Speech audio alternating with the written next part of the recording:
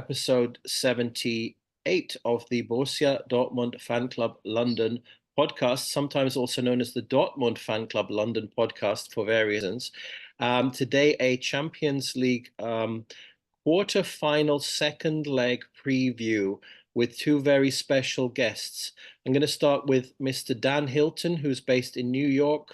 And it's not every day that we have guys on the show from New York City. And Dan Hilton is a broadcaster and commentator, and he's also the host of the Barcelona podcast, the main English-speaking Barcelona podcast based in the United States. I did a show with Dan last week, and firstly, Dan, how are you doing there in US?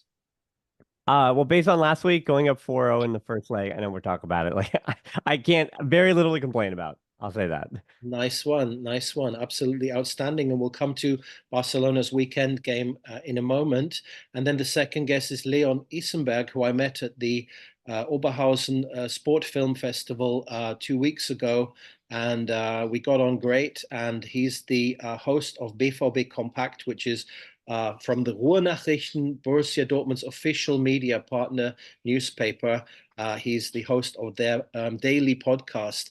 And Leon and I worked on an interview with none less than Stefan Tigges, the center forward of FC Köln last week. How are you doing, Leon? I'm doing quite all right. Weather is good over here. Sun is shining. Obviously, football is not quite that good at the moment from Borussia Dortmund, either in the Bundesliga or in the Champions League. But I'm sure we're going to talk about that in a few minutes. Awesome.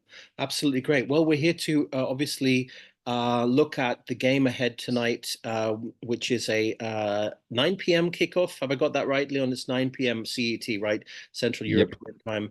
And obviously, Dortmund are trailing 4-0 from the first leg. Basically, we got smashed. We really didn't put in a good performance.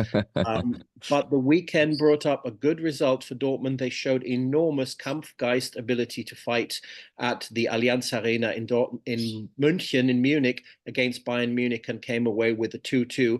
And they showed that they can fight and they can play in the way that Dortmund fans are used to, which is high pressing and bearing down on their opponent, and none less than Bayern Munich. Dan, how do you feel about that? That Dortmund came away with a very, very good point. In fact, they could have come away from a win at the weekend at the Allianz Arena. No mean feat. Yeah, I watched the game, and I thought that Dortmund was a better side. They were on the front foot from so much of the game. There was that little string there, right, where Bayern Munich scored their two. But other than that, to me, in terms of we'll say the emotum of play, I felt it was very similar actually to the Barcelona 4-0 against Dortmund, almost in reverse, where there was that good stretch from Dortmund last week against Barcelona from the 34th minute until about halftime. And I think against Bayern Munich, Dortmund was on the front foot, with the exception of that little string there, about 20 minutes when Bayern Munich got their two goals. But yeah, I think especially Guirassy. I think Guirassy showed you some of the best that he has. And when he shows that kind of quality, especially on the ball, I think Dortmund, to your point, they can press well, they can get on the front foot, and yeah, definitely some promising signs for them. And I've said it before, with the amount of hate because of the 8-2 and different things that I've gotten from Bayern Munich fans, I am always excited to see the team in yellow take some points off of Bayern Munich. That's awesome. And as we were talking last time, Dan, basically there's been a hell of a lot of good matches, but also good players that have come and gone between the two clubs in the past. I forgot to mention last week also Udo Lattek was your manager in the 1970s. He was the coach that took Dortmund to the first division up from the second. And then I remembered Bobby Robson, Gary Lineker, and some other English legends that have been part of Barca history as well. Yeah, Gary Lineker just coming out. There's a book that's being written about him. I'm having one of the author of that book on the show in a few weeks too. So, it's Gary Lineker is one of the one of the top guys. Leon, how are you feeling after the München game? I mean, honestly speaking, I had a ticket for the game, and it was a really awesome atmosphere. The Yellow Army were there, the Südtribüne making a hell of a racket, and I felt we could have won. We could have won the game, which would have been pretty legendary. So just for the information, I watched the game back here in Dortmund, at the Ruhrnachrichten headquarter with some colleagues of mine from work. Yeah, but apart from that, I saw the game into different halves or sides. Basically, the first half of the game was very much high pressure from Munich, but we often got away with either a last second tackling, or we're just lucky in at some parts in the game. But then we thrived through that, and when we got the first chance in the 6th minute, when Julian Brandt hit the outer net of the goal, I believe that was some kind of like process and thinking on the players. Okay, like, hey, we have a chance here. We can do something. Munich is pretty open in their defense. I mean, that were things that you could see at the match against Milan in their first home game now in the quarterfinal. Yeah, that they were pretty open in the defense and that Dortmund had a chance, and then pretty quick, pretty quickly got to their chance and going ahead with the goal. And then in the second half time, it was pretty much a show of Gnabry, who then dribbled himself through Dortmund's defense, and then yeah, Niklas Süle wasn't quite fit enough to defend him properly. Then Munich got ahead with 2 goals, and then I would say like the last half hour of the game, we were quite ahead again and had enough opportunities to yeah, win the game also. I mean, there was this chance, I guess, in the last 10 minutes where Dortmund just needed to chip the ball over Munich's goalkeeper and could have won the games. So I was pretty happy with how it went in the end, but yeah, some things in the first half, how we did play football, for me, wasn't quite as good as I hoped for. For example, Julian Brandt, I'm sure we will talk about him also in the next few minutes. But yeah, I was quite happy with the game. And we've got Pascal Gross back in the side, which always adds some muscle in the center of the midfield. So do you think he's going to make the former Brighton Hove and Albion player? Do you think he's going to make a big difference tonight?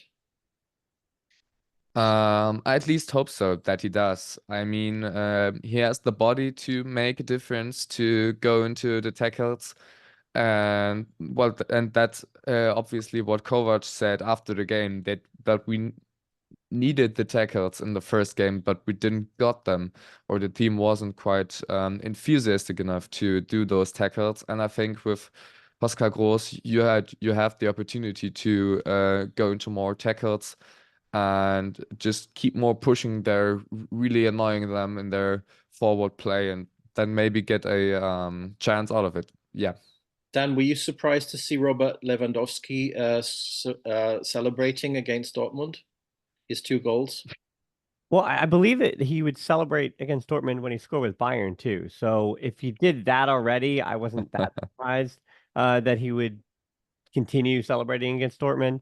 No, so I wasn't that surprised by that. But to the point, I just wanted to say to your audience that to me, Lewandowski was actually the difference in the game. And yes, it was short goals, whatever. But it was that when Dortmund had their run of play there as they neared the end of the first half, I think that was the difference. The first touch by Lewandowski kind of made everything work for Barcelona, where they started the game on the front foot. He had a really good first touch. He would drop into the middle. They would get Rafinha up in behind. I mean, Rafinha was either running in the middle channels, he was running in behind Dortmund. He was taking it. They were willing to do 1v1 wide. They were overloading the left side, then switching it over to Lamine Yamal. Barcelona very much. There was a lot of fluidity. Things were great in the first 25 minutes. Again, when Lewandowski's first touch was there. But then as we neared that end of the first half, it kind of got a bit sloppy. And I think that's when Dortmund were able to get a footing in the contest. And then the second half, whatever Hansi Flick said to them wound up working out well, because then his first touch returned and things worked out. And I thought whether Lewandowski was good or bad was how much Dortmund was either in that game or not. When Lewandowski was, we'll say, playing not only within himself, but keeping the ball up well. And we talked about earlier too, not having Slotterbeck, having him go down right before this matchup, you could just tell that they were missing that one player. And I think on the other side for Galassi, Kubarsi against Galassi, you got a PK in the 2-3 win for Barcelona early in the season at Dortmund. But I thought Kubarsi did a good enough job with Galassi, and the other times I think Inigo Martinez just won that matchup between the two center backs and Galassi, and you take it on the other side against Lewandowski and the center backs of Dortmund. I think Lewandowski won that matchup for 70% of the time, or 75, 80% of the time. And when you have talents like Rafinha, Lamine Yamal, and I also thought Pedri kind of dictated play. And I'm interested to see if Gross comes back. Pedri has not really been phased this season, regardless of who it is. Like Leganés was probably his worst match, but I think most midfielders would take that as their worst match. And Barcelona still won 1-0. So yeah, I was just really pleased with the way Barcelona really took care of business against Dortmund. And even against Leganés, they didn't take care of business on the weekend, but I'm not too worried about it because you could feel that they just knew they had to get 3 points, and they did. They found a way to get 3 points, and I called it. I said smash and grab. It's kind of what it was.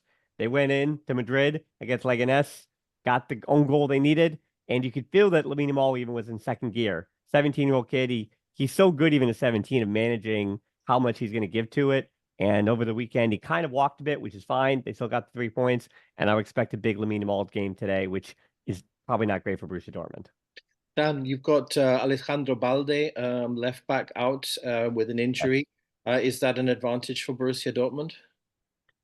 For sure. I'm interested to see how they're going to counter on that side, because Gerard Martin, what you want to do with Gerard Martin is you want to try to bring him out of that shell. And they have Balde on that left wing. And I think it's interesting against Dortmund in the first leg, it was a lot kind of more traditional where they usually do play, what would you call that? A 3-5, not even a 3-5-2, but a 3, and then a mix of people in a lot of different running positions. And then Lewandowski up top is the 1. So whatever, we can do the math there. That's the 3-6-1 or whatever it is in different permutations.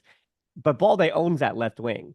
But it was interesting as Dortmund in the first leg that Rafinha did kind of stay as that left winger a bit more. He usually runs through central channels, but they kept him on the left wing and overloaded that left side. So Balde didn't get forward as much. So we can talk about how that will be different for other matches, but I would actually expect them to play it pretty straight up to the way they did in the first leg, which is the left back kind of stays home a bit more, as opposed to naturally Balde just commands as that left winger, as a fullback on the left wing. Gerard Martin is much more stay-at-home left back. But if I'm Dortmund, I'm going to say, hey, if Gerard Martin is going to beat us on crosses, that's how we'll lose this match. And other teams have done that, and at times they've gotten results, but I think Gerard Martin's also been much better here in the second half of the season.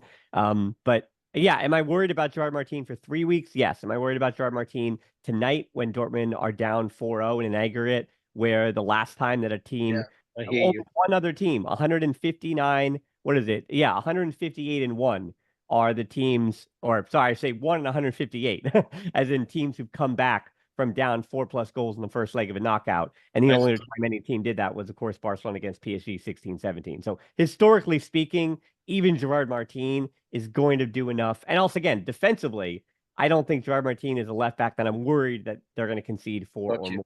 Let's put it that way. Nice one. Well, I said a little bit of doubts, and I think that Leon, we with the yellow wall behind us, 81,000 totally sold out. I checked the website this morning. It said that they had tickets, but you couldn't see a single ticket in the whole stadium. So as usual, BVB fans are going in positive. We've been playing with a 3-man defense in recent times, but it's looking like a 4-2-3-1 tonight, possibly without Emre Can, who maybe they have some muscle issues. Leon, yeah, he's out. What are you expecting in terms of the lineup? I'm looking at Kobel, Rierson, Süle, Niklas Süle, Anton, Waldemar Anton, Bensebaini, Gross, Felix Nemecha, which I think is a game changer. Jamie Gittens, the young English player, England under-21. Julian Brandt, not your favorite, but certainly traditionally one of mine. Karim Adeyemi, which brings a lot of pace in the forward line. And also Dan's favorite, Serhou Guirassy. I hope that Dan still admires Serhou after he scores a couple of goals tonight. I mean, my favorite is Brandt. I told you I saw him live at Really? I did. I saw him when I went to Stuttgart back I mean, this is years ago, but I saw him back in 2017 Years ago, yeah, at that's the a problem. Stuttgart Leverkusen game. And I mean, yeah, he's 28 now, but I don't know. I think Julian Brandt doesn't get enough credit, but I get it. I get it. I mean, those players, listen, no one is in love with their number 10, like or their attacking midfielder. Like, I mean, because if he plays well, then you've won every game, right? And if he struggles, then that's how you end up not getting results. As you Yeah, guys can see, I've still got my cold going down. It's a little bit better though. It was funny on your show. I was actually really bunged up the whole time, but now I'm just about feeling better right now. I think of editing. We cut bless out you. all the coughing. Yeah. Bless you. Thank you, Leon. Okay, so what do you think of the lineup basically? And can you see any changes to that? Yeah, so first of all, I can confirm that Emre Can is going to be out, as well as Kane Chukwuemeka. Both of them didn't travel today to the team hotel where they go actually before the game tonight. So yeah, those two are going probably to be out. I think personally, and I hope that Kovac decides to do the 3-5-2.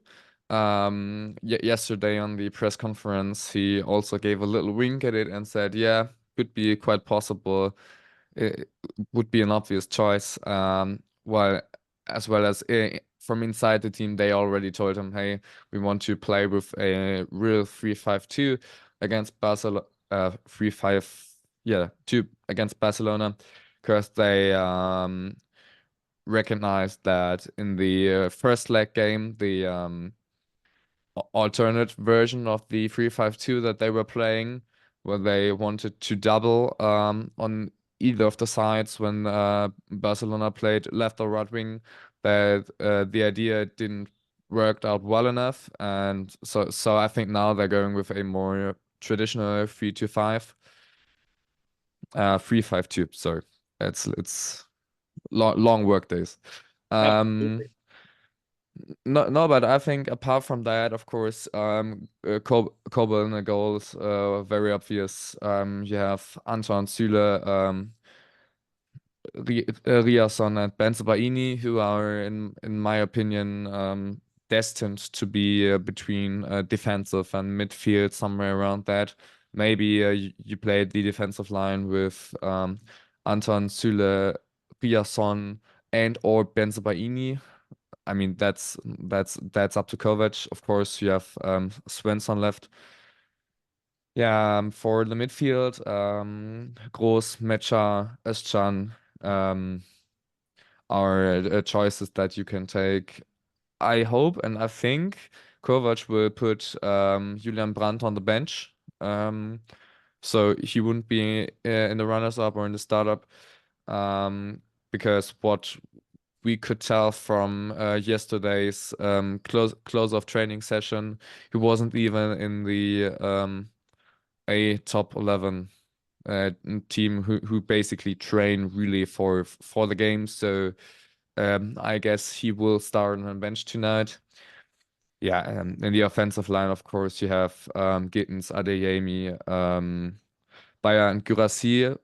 In my opinion, it's quite possible that Bayer and Guirassy will share the double spot in the offensive line as the two tops, and then behind that you have like Adeyemi, Gittins. Of course, Duranville would be an option, but I don't think he will start as well because he's not on that level and yet not on that fitness level, of course. So that makes it quite difficult to kind of say on what Kovac decides, because from what we are knowing and what he was saying on the press conference, he wanted to change up the system and the runners up quite a bit compared to the first leg, but now that isn't that possible really with what we know who's missing and who is going to play maybe in the runners up. So hard to say, but yeah, that are my thoughts, my guesses. So basically, with Salih in, basically that suggests that it's going to be a more defensive lineup. I think so. Or at least I would hope so. Kovac said, yeah, you have to play controlled offensive, which was quite a funny term. at the press conference. But yeah, I think we can expect a more defensive Dortmund because sure, when you get one goal, you don't have any chance at all. You just get to that opening spot where you hopefully have the chance to score a goal quite early and then work from there. And maybe you get Barcelona in that areas where they say, okay, we're a bit insecure because we know, but Dortmund gets a goal now and goes on from there. And they try then to play offensive. And yeah, but Barcelona then maybe opens the lines up a bit. That's what I'm thinking is the game plan from Borussia Dortmund for today. Sounds good. Yeah, and also, everything else wouldn't make so much sense regarding the 4 goals that we already got in the first game. So yeah.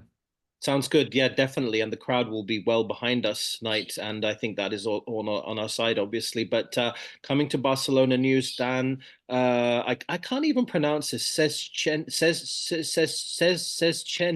I think he was at Arsenal at one, but I'm this is showing my ignorance here. Kounde Araujo, Cubarsí, obviously well known, Martin, Pedri, De Jong. I'm actually in Spain right now. I'm in Seville. And on my way to Sevilla Alaves at the weekend, Yamal, Lopez, Torres, and Lewandowski. Dan, what's the news from the press conference? And does that sound like the right lineup to you? And what are you expecting, basically?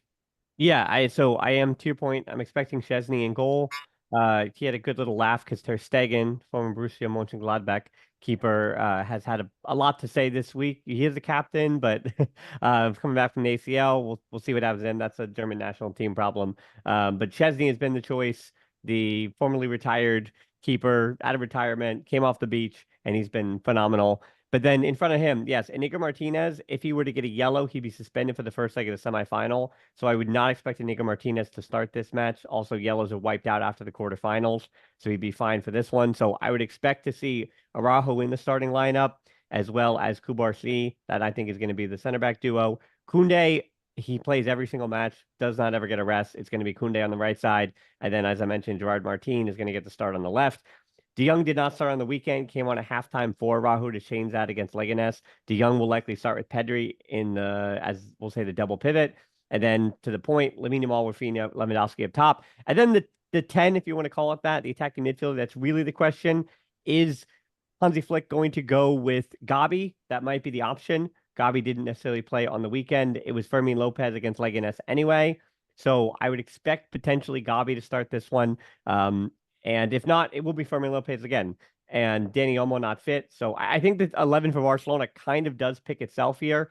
And I would say that based on the rotations we saw against Leganes on the weekend, if anything, Hansi Flick still wants to continue to go with kind of very close to a best 11 that he has. So I think again, the calm that I have is based on the rotation and the survival that was done over the weekend. The hard work of 1-0 against Leganes does kind of prepare Barcelona to kind of give at least most of their best. I will tell you that Hansi Flick is not underestimating or taking lightly the Borussia Dortmund on the road. I think, again, Hansi Flick, if any manager around Barcelona's history knows playing at Borussia Dortmund is like and what it's like. I mean, I think, again, Hansi Flick knows Dortmund very well, and it's not, again, taking them lightly, which is good to see, even at 4-0. I think, I said, there's comma, right? But, yeah, I will say that, how does it, ich liebe Hansi Flick und Pedri in Cubarsí und Lamine Yamal.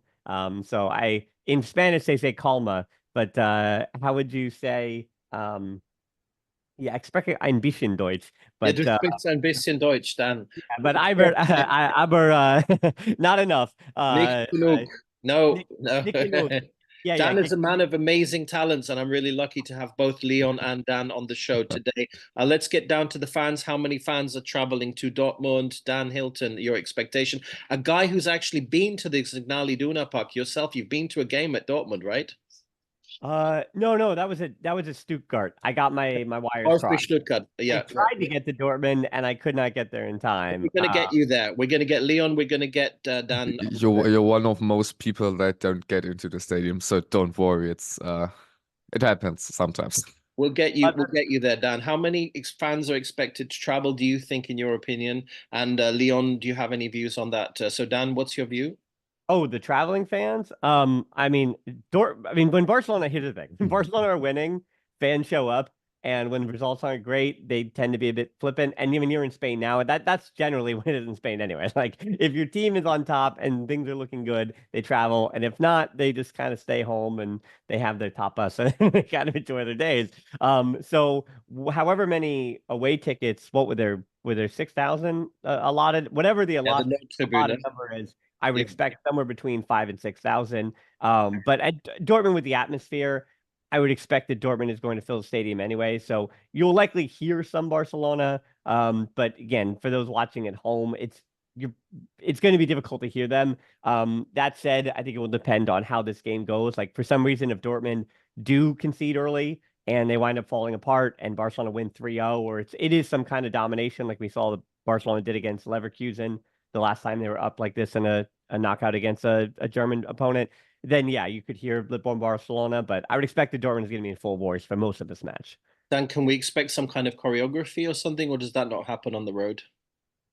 I mean, I think you're going to hear the anthem. I mean, that's most of what they do, but other than that, I mean, I think Barcelona fans tend to be rather tame. It's also interesting too, though, because it's Champions League, so it might be more of an international fan base, which again you hear a little less of the Catalan chants and things like that with an international fan base. And I did notice that against Benfica, it was a bit more of an international base, even though again that's just Lisbon, that's Portugal, so it's not absolutely trying to do the math on the map, but the distance between Barcelona to Lisbon, Barcelona to Sure, Dortmund, sure.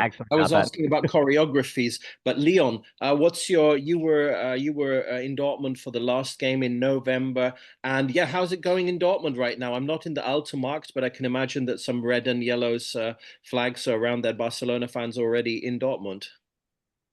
Yeah, absolutely. When I came back from my university duties a few hours ago, I already saw people walking around in the quarters near to the stadium and having a drink or just chatting. Yeah, there are already a few people here, and I expect just in the next few hours that there are a lot of people are going to arrive here either by train or if they were flying or they already live here and are Barcelona fans or absolutely sympathize with Barcelona and then were maybe lucky enough to get a card for the game. Yeah. Absolutely, Leon. Good to hear that. And obviously, Dortmund is a wonderful football city. And as I said, we're going to get Dan over at some point on his tour of Germany. Then your German's going to improve, Dan. Guys, expectations for tonight for a result? I'm going to say straight away 2-1 Dortmund. I think we're on a run. The game away, the 4-0 was a real glitch, but we've been playing some fantastic football recently, beating teams that are higher up in the table, including Freiburg and Mainz, which are not easy at all. Mainz is the team of the season, I would say. And then also the fantastic, outstanding performance in München, which was really eine Wonne, was an absolute pleasure to see. And I'm pretty sure that Niko Kovac, he's fighting, I think, in my opinion, for his contract right now. And we really need a result, and we really need to show that he's worthy to be the manager of BVB. And so I'm expecting us to win tonight, at the very least to draw. Yeah, anything. I don't think we're going to go much further than that. But yeah, let's go straight to Dan then. What do you think, Dan? What's your expectation? The pundits I read this morning, Sportsmola saying 3-2 to Barcelona. I really can't see that happening, to be honest. I don't think that we're going to lose the game tonight. I don't think that it's a loss either. My prediction is 2-2 for the reasons that A, Barcelona is still unbeaten in 2025. And again, I think with the rotation at the weekend, you're going to see a good enough side to get some kind of result here. And the other the other history that would be made if Barcelona were to beat Dortmund, Barcelona would become the first side to win away to Dortmund more than once in the same European campaign. And I think Dortmund are not going to allow that to happen. So I think, using history and form and precedent and all those things, I will also say too, if Barcelona were to score early, the reason I say 2-2, believe it or not, even though it is a Champions League and that's where everybody cares about, you have Mönchengladbach here on the weekend. So I think that match, honestly, when looking at European places for next season, is much more important than anything than the game that might already be lost. So I think if Barcelona wind up getting the early goal and they're up 1-0, it does truly put the tie to bed. So I think Niko Kovac still kind of gives a little bit of a push. So that's why 2-2 is my result, because I think not really, how do I say this? I don't think history is going to be that much made. I think both teams are going to get kind of a game and a result that they'll be happy with. And then, Dortmund, the focus will all shift to Mönchengladbach. And then for Barcelona, the shift will all focus to 11 days from now against, or whatever it is, next weekend against Real Madrid in the Copa del Rey final, as well as again the league, where they're up by 4 points in the league, that being Barcelona. So nice, Dan. Nice, Dan. You're definitely looking at coming out with some pride away from this game either way. And let's see what happens. Leon, your prediction for tonight? Yeah, well, I have to be honest, I agree on what Dan said in terms of that the game on Sunday against Borussia Mönchengladbach is the way more important one for us. And that's also where I think the job guaranteed for Niko Kovac lies, in winning that game and in gaining that points out of the remaining games in the Bundesliga. I'm not quite as optimistic as you, Ben. I think they're going to play a draw too. I don't know in which height in terms of goals, but I think a 1-1 or 2-2 is realistic. I don't think to be honest, that Dortmund have a chance to win that game tonight, even if we have a strong fan base behind us and playing in our home stadium. Yeah, because Barcelona is still Barcelona. They're the hottest team right now this season in the Champions League. Their offensive lineup is just incredible, and even if they have to rotate their players in the defense line, they're still way more better compared to other teams in the Champions League or in general in the whole world. So it's going to be a pretty tough exercise for us tonight. Yeah, that's why I think it's going to be a 1-1 or 2-2 draw. I think the people are going to be happy here with that, because then they see, okay, the team really worked for that draw, and yeah, if we then maybe didn't lost the first leg game, yeah, the result could be different, but yeah, the 4 goals that we got in the first leg game were just too much to draw anything out of in it, other than a draw. So yeah, we have that's some quick my expectation. The breaking news real quick: Lewandowski likely not going to start. It's going to be Ferran Torres. Apparently, Lewandowski not fully tonight. So nice, good to hear. Yeah, so Ferran Torres will likely get. I don't know about that. I'll be honest about that. I don't know about that actually. So it depends on what fan base you're on, but yeah, exactly. I would say for Barcelona, it's not that good. I don't know about that. I take the inverse. I think Ferran Torres plays well against Dortmund. We saw what he did in the at Dortmund the first time. He's the one who scored the game winner. So I think Ferran Torres is. I mean, he's hot. He's scoring more than a goal per 90 right now. So I don't know. Good luck. Yeah. Good luck.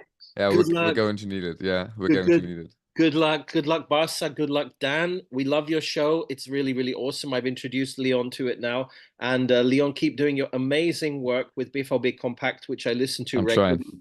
We're going to get some more interviews together, Leon and Dan. Can we see Barca? Maybe I shouldn't even ask that question, whether we can see you in Munich at the end. Listen, Dan, if you guys make it instead of us to Munich, trust me, the BVB fans are going to be on your side, just like you love the black and yellows. And Dankeschön, yeah. We look forward to seeing you in Dortmund soon, Dan, and we'll get you down to see the team training and get you some tickets for a game and so on. Guys, all the best. Enjoy the Champions League tonight. May the best team win as ever. And heya BVB, and thanks so much for joining the Champions League quarterfinal podcast and the preview.